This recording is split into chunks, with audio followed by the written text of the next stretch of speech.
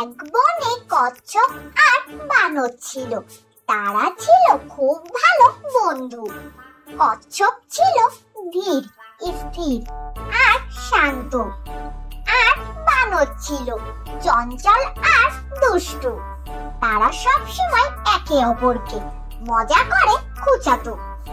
একদিন বানর কচ্ছপকে বলল, আমি তো গাছে উঠে কত তাড়াতাড়ি আম পেড়ে আনতে পারি, তুমি তো চাইলেও সেটা করতে পারবে না।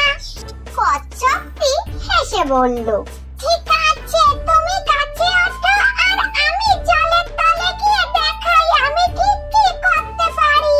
বানরটি গাছে উঠে সব কয়টি আম পাড়তে শুরু করলো, আর কচ্ছপটি জলের নিচে ডুব দিল। হঠাৎ কচ্ছপটি দেখতে পেল জলের তলে একটি শিকল ও মূল্যবান কিছু সোনার খনি পড়ে রয়েছে। কচ্ছপটি সেটি তুলে নিয়ে উপরে এলো। কচ্ছপটি সোনার টুকরো দেখিয়ে বানরকে বলল, তুমি আম পেড়েছো আর আমি পেয়েছি সোনা। বন্ধু, ধীর গতিতে চললেও অনেক সময় অনেক মূল্যবান কিছু পাওয়া যায়।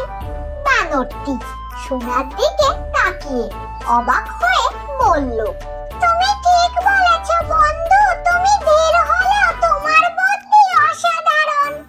সেদিন থেকে কচ্ছপ আর বানর একে অপরের গুণের প্রশংসা করতে শুরু করলো।